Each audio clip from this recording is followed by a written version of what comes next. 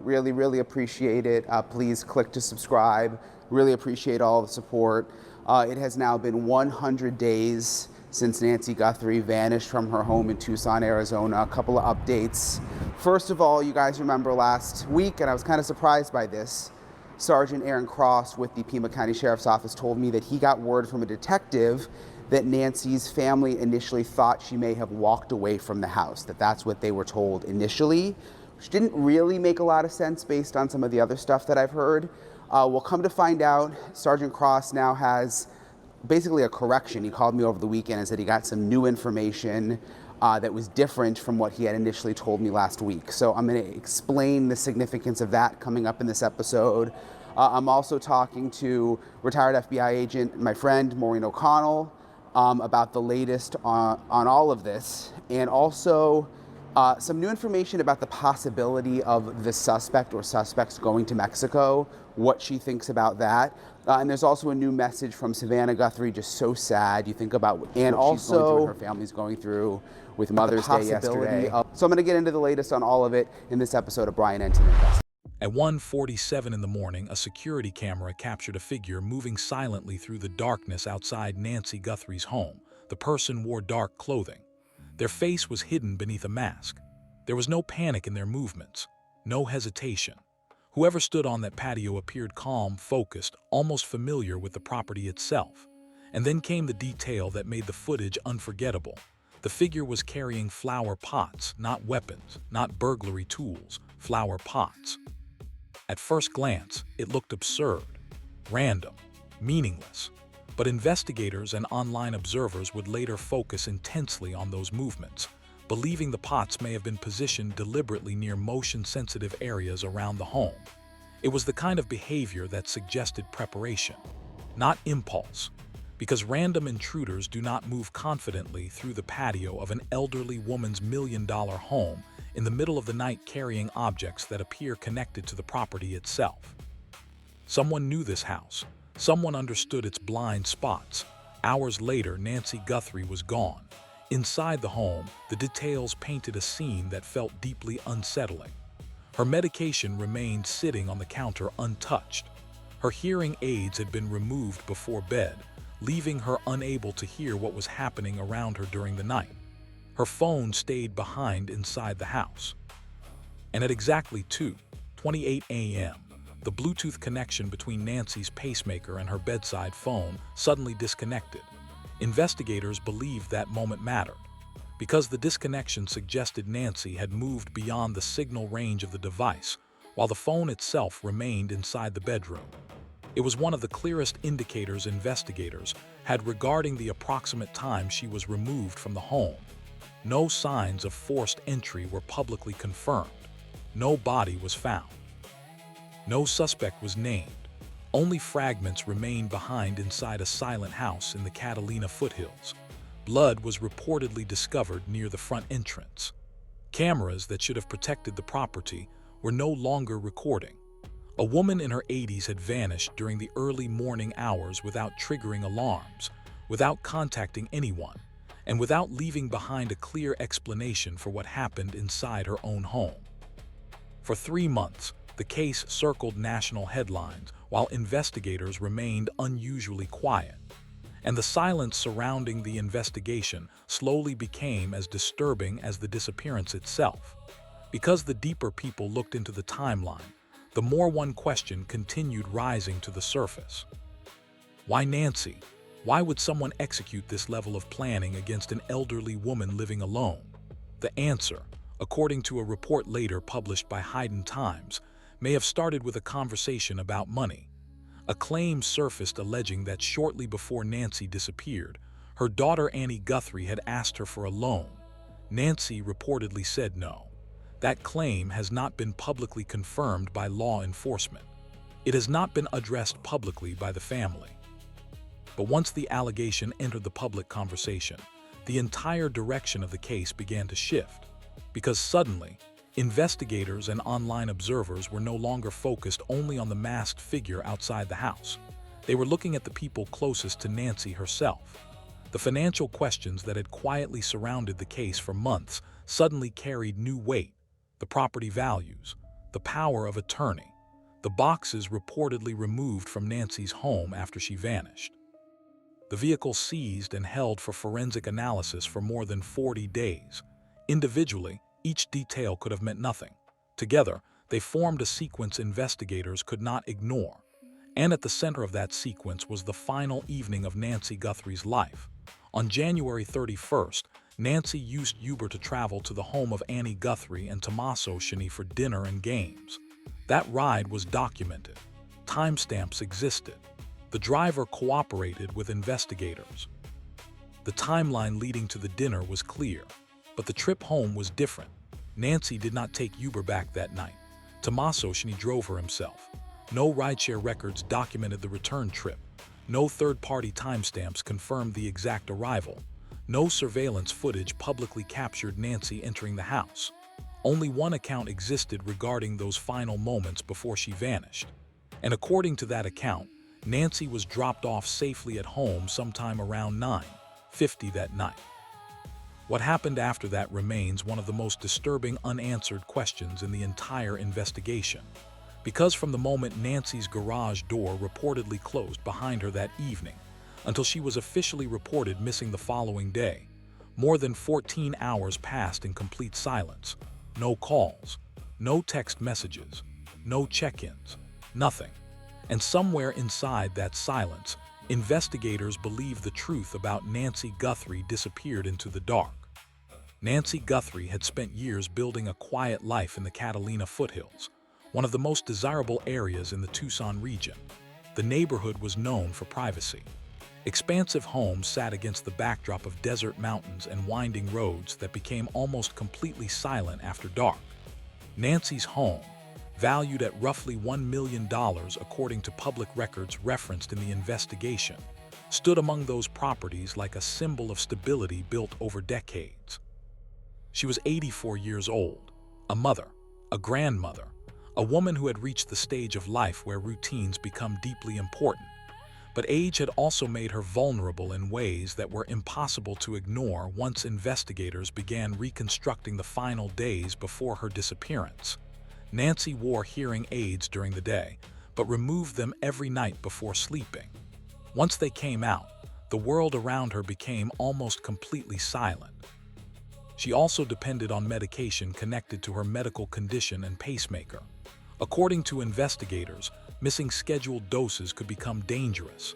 Despite those realities, Nancy lived alone. No overnight caretaker, no active medical alert system, no functioning security monitoring, no active camera subscription recording movement around the property. And once investigators began laying those details side by side, a disturbing picture started forming. Because these were not vulnerabilities hidden from strangers. Anyone close to Nancy would have known them. Anyone familiar with her routine would have known the exact hours when she became isolated from the outside world. They would have known she could not hear movement inside the house after removing her hearing aids. They would have known the cameras were not actively recording. They would have known she slept alone. The protections most families place around elderly relatives simply did not exist. And according to the financial questions now surrounding the case, that absence was becoming harder for investigators and the public to overlook. Just 4 miles away lived Nancy's daughter, Annie Guthrie, along with Annie's husband, Tommaso Cioni. On the surface, nothing about the relationship appeared unusual. Family dinners were routine. Visits happened regularly. Nancy remained closely connected to the people around her. But the timeline investigators focused on would later give those relationships a far darker atmosphere. Months before Nancy disappeared, an unverified durable power of attorney document reportedly surfaced online, involving Tommaso Cioni and Annie Guthrie. Legal experts publicly stated that documents like these are often routine and commonly connected to refinancing or property transactions. Standing alone, it may have meant absolutely nothing. But investigators rarely focus on isolated moments. They focus on patterns. And once the alleged loan refusal entered the timeline, the sequence began attracting serious attention. According to the report published by Hayden Times, Annie Guthrie had allegedly asked Nancy for money shortly before her disappearance. Nancy reportedly refused. Again, that claim has not been publicly confirmed by law enforcement, and no public evidence has established exactly when the conversation occurred or what amount was allegedly requested. But the timing mattered, because if the claim was true, it meant the final family dinner carried tension hidden beneath the surface.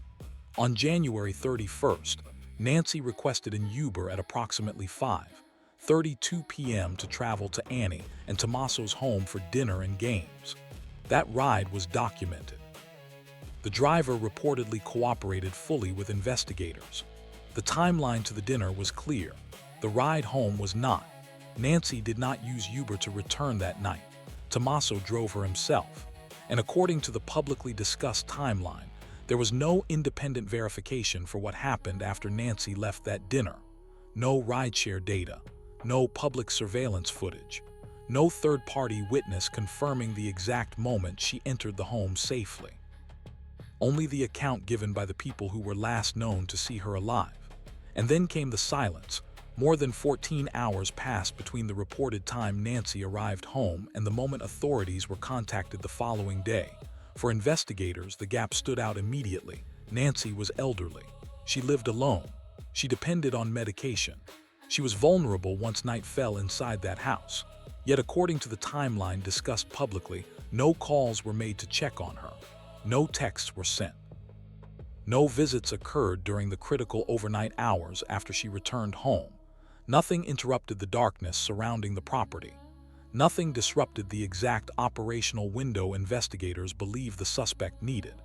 And once people began viewing the timeline through the lens of financial tension, every missing safeguard surrounding Nancy's life began taking on a different meaning. Because protecting Nancy would not have been difficult. Basic camera monitoring subscriptions cost very little. Overnight care services existed throughout Tucson. Medical alert systems could have provided immediate emergency contact options. The resources to implement those protections reportedly existed within the family. Yet Nancy remained alone inside a home investigators now believed had been studied carefully before she vanished. A house without active recording cameras, without overnight monitoring, without someone nearby capable of hearing her call for help. And according to the investigation timeline, someone appeared to know that. The deeper investigators moved into the timeline, the more the case began revolving around one thing. Not the masked figure outside Nancy Guthrie's home, not the flower pots, not even the blood reportedly discovered near the entrance, but silence. Because silence appeared everywhere in the hours surrounding Nancy's disappearance. And according to investigators and retired law enforcement figures discussing the case publicly, some of the most important answers may exist inside a recording nobody outside the investigation has heard. The 911 call, more than 3 months after Nancy vanished, the call reporting her missing had still not been released publicly. No recording, no transcript, no detailed summary of what was said during those first moments after family members arrived at the home. That absence immediately drew attention. In Arizona, 911 recordings are generally considered public records. In many major missing person investigations, the calls surface within days, sometimes within hours. But this case was different. Retired Detective Bob Gilliam later addressed the issue publicly during an appearance discussing the investigation. According to Gilliam, investigators were likely withholding the recording because it contained information considered critical to the case. Then came the statement that changed the atmosphere surrounding the investigation completely. Gilliam suggested the recording might not become public until a future trial date approached. A trial. That single word shifted the conversation, because it implied investigators were not treating the case as a mystery drifting into obscurity. It implied the possibility that evidence was actively being preserved for something much larger behind closed doors. And once the timeline surrounding the 911 call itself was examined, more questions emerged. According to the published sequence of events discussed publicly, Family members reportedly arrived at Nancy's home at approximately 11:56 a.m. The 911 call was placed at 12:03 p.m. 7 minutes.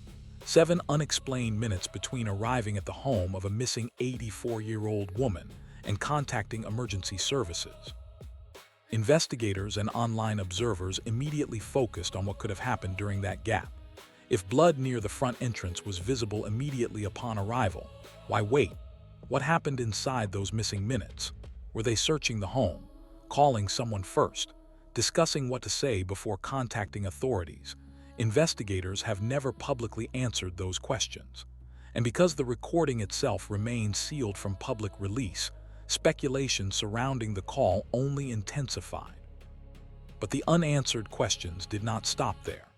As investigators reconstructed the physical evidence from the scene, experts publicly debated how many people may have been involved in removing Nancy from the house during the early morning hours. Retired detective Bob Gilliam believed the operation likely required more than one person. According to his analysis, silently moving an elderly woman with mobility limitations through the property during the middle of the night would have been extremely difficult for a single individual acting alone. Former FBI agent Jim Clement publicly disagreed. Based on the blood evidence reportedly observed near the front steps, Clement suggested the scene appeared more consistent with a single offender scenario. According to his interpretation, the blood pattern indicated Nancy may have fallen outside during the removal process, something he argued a second participant might have prevented. 2 investigators, 2 different conclusions, and somewhere inside the forensic evidence, the answer already existed. Because according to public discussion surrounding the case, biological evidence recovered from Nancy's home was sent for FBI analysis, including DNA samples and a hair reportedly overlooked during the initial processing of the scene before federal investigators returned to examine the property again. Then another disturbing detail surfaced. The DNA reportedly did not match anyone inside CODIS, the National Criminal Database. No prior arrests, no violent criminal history, no known offender profile. If accurate, that result dramatically narrowed the possibilities investigators would be considering, because it suggested the individual connected to the scene may have been someone living an outwardly normal life, someone without a criminal background, someone capable of blending naturally into ordinary environments without drawing suspicion. And meanwhile, investigators continued focusing attention on a vehicle connected to the family. Annie Guthrie's Honda CR-V was reportedly seized by law enforcement and held for more than 40 days for forensic analysis. 40 days. According to public commentary surrounding the case, many observers questioned why investigators would retain the vehicle for such an extended period if the individuals connected to it had already been completely eliminated from suspicion. Authorities never publicly clarified exactly what forensic examinations were performed during that time. But the length of the seizure became one of the most heavily discussed aspects of the investigation. Then came the photographs. Images reportedly surfaced online showing boxes and belongings being removed from Nancy's home after her disappearance. Annie's vehicle was allegedly seen at the property during that activity, and almost immediately, the public reaction turned explosive. Nancy Guthrie had not been declared dead. No probate process had reportedly transferred ownership of the property. Yet belongings were allegedly being removed from the home, while the woman who owned it remained officially classified as missing. Individually, every detail carried a possible explanation. Families secure homes during investigations. Relatives remove valuables for preservation. Property management becomes complicated during prolonged disappearances, but investigators are trained to examine accumulation. And by this point, the accumulation surrounding Nancy Guthrie's disappearance had become impossible to ignore. The reported loan refusal, the power of attorney, the undocumented ride home, the 14-hour silence, the sealed 911 call, the forensic examination of the vehicle, the biological evidence, the removal of belongings from the home. Each detail alone could be explained away.